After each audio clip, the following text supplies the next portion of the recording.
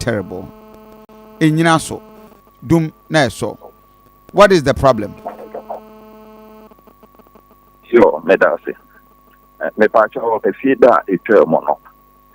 Yenya cable explosion ewo. Yen primary substation ewo buedi. 87.9. Eno ema ewo so yen network ye de som greater Kumasi. Ye no ewie ye no. Now have the other cable faults. Fault on so the we can say and shawasi a form underground cable no aha feel enti primary substation we could do by bit is a Saturday no dear na omo you need supplier a 38,000 volts na ko and yet near distribution 87.9 yeah can say ni nyina no ye mobilize ya ye gina so eye adwuma ye de test fan enam krom detect those faults no na ye hunu pe na ye tu na fi ya ye na obehunu say underground cable fault no e bi mere if you say afina entese na ye sen wie mu no we there o the instrument ebe faso na kira say ha wakwa kutu na afi wahu kind of fault no na wagina so aye enti we eneto yen ema ebeye vanse serving part of greater Kumasi affected ma ekofa or how be bre by a fat kania ensemane enti ye sebo se nyamepa ya woda ene ene by the close of day there sa ebo fort top transmission there no say itimi wie amencha de enra nuru enra na yewie na yewie ye no afina na ye be try no ene yenya outage ifi griku side and also no ye wo two bus 1 and bus 2 and bus 2 na actually so cheap ufa or 50% approximately echo off ewo greater Kumasi enti ebanesa yen ye koto beton ye koto free beton enti ekobanesa no na afi ayese adwuma ye ne boy ye hye no enura nwumre no entimi na di ama amanfo fi se amanfo ebehunu ne se fi se ne sha si fi da na na eto aso enti we ene nia asi na same isi da na ye da so ye from de ye wi akese no from kitwa no de and on de ya ne edu hokra customer ehun ebi o honsa obi hu by ye da so ye fima e de aso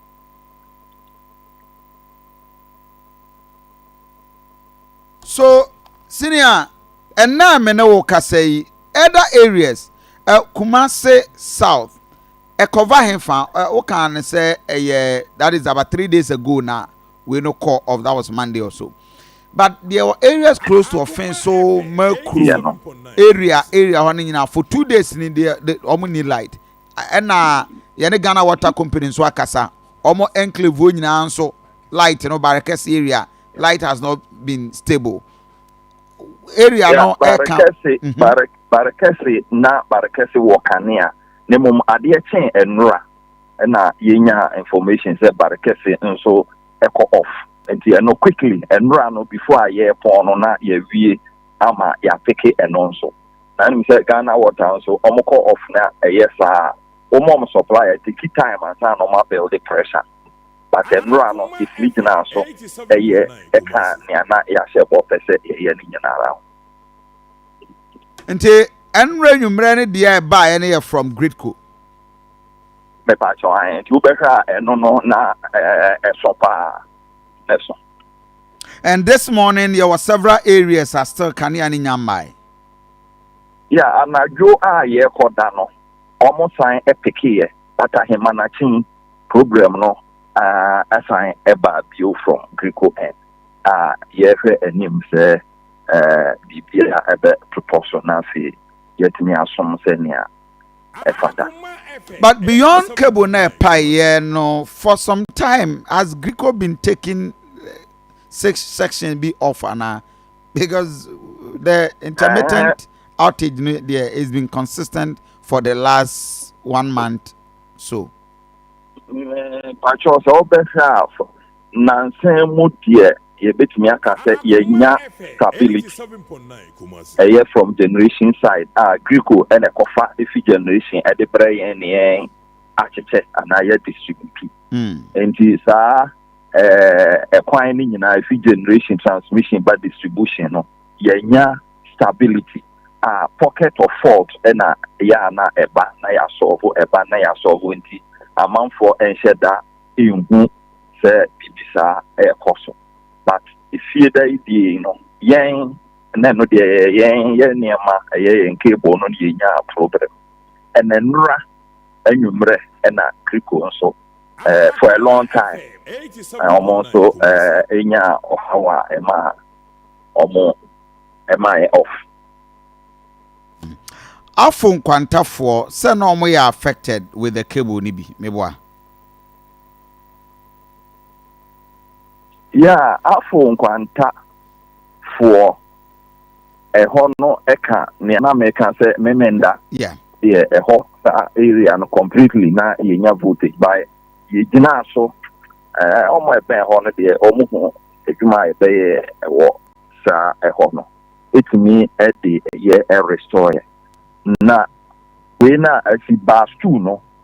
call off no means say afo nkwanta yen primary substation wo KTI no enwemre no sign call off kora na you need supply because na enibi efi baby a yen koto abeton no e na omo de no sa bus 2 no so ene wo enti ene ko sa CPC we just getting a signal say omo for the last 3 days they've been off. CPC Crowfroom GTV CPC C for camp, P for people, CPC Crowfroom 87.9 Crowfroom na me ka say your addition to your major cable fault no ayinya no yeah ye won potem ye no so eno de ewumu anaba na ya ye ho adwuma ekobasa wanhwe ya wunhu se de wan ene de wan ni nyina ne se onim se nikania ko off that is it di ayi yen ya ye wo mu no ne ye hunu se we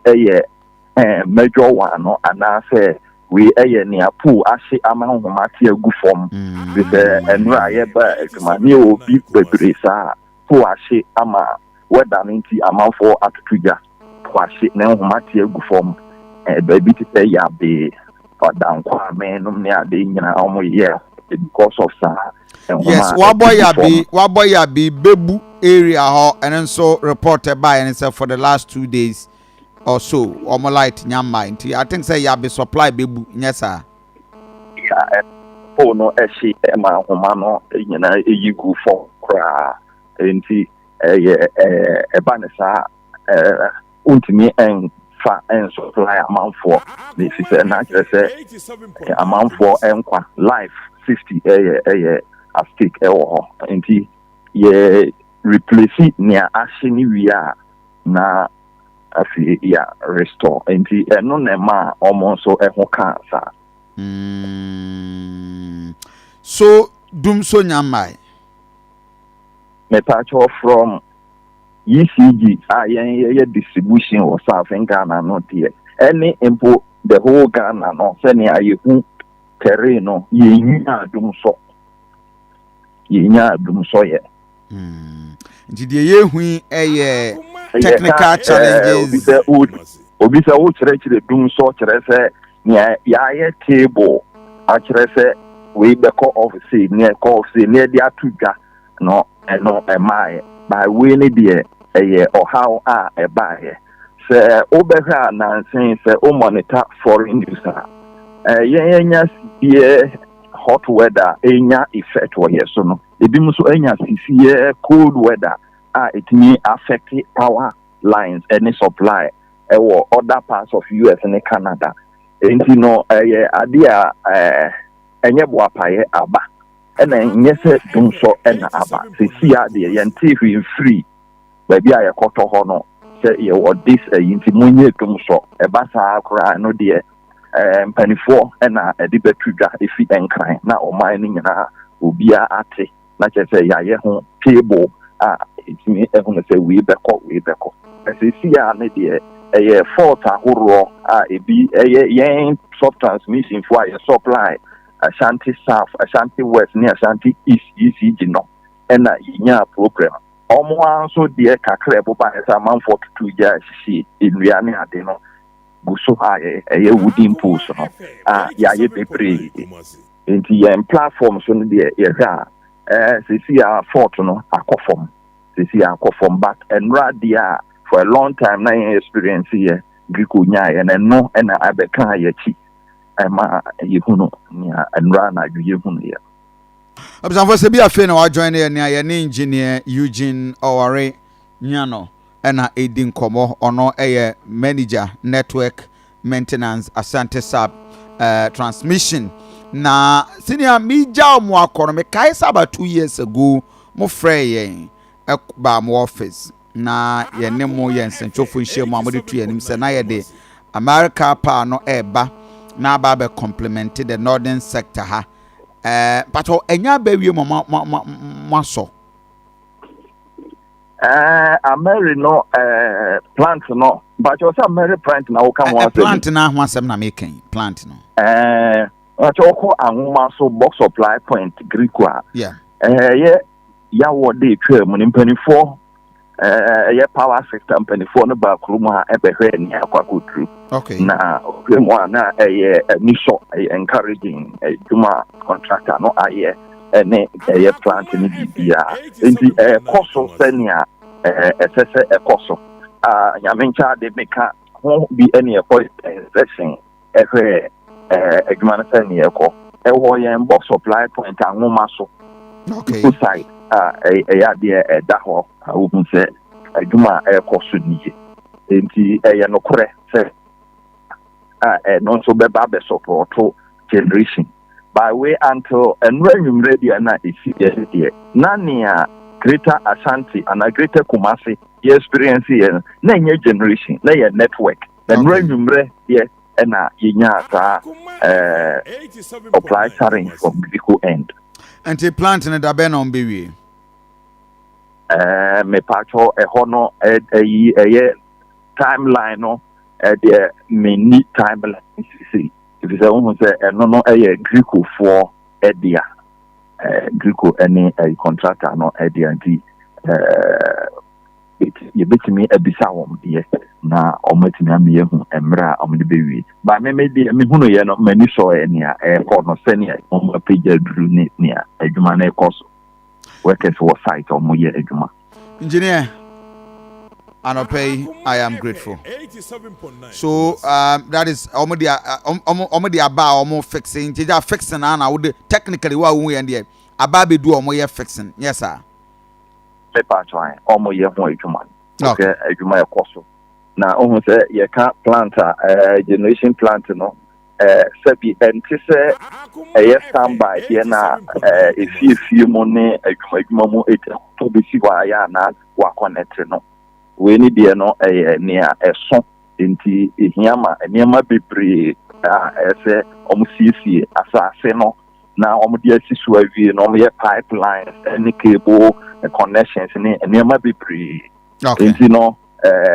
encouraging me say unim timeline na wan ga be kan so mo awie mpo okay isa say me timeline no mean to me emie ma no kan say omo be wie sei timeline on Jimmy Pisa and a bahu and in near Baby or more in the plant, no, man. Engineer, Anope, we are grateful. Thank you. Bibi Abesantun Safro. Engineer Eugene Oware Nyano, the network manager at the Asante Sub transmission of Electricity Company of Ghana. Midin de Aduanaba Kofi Asante enti extensively na twase ehwe yen kanea ne nsuo. Mpacho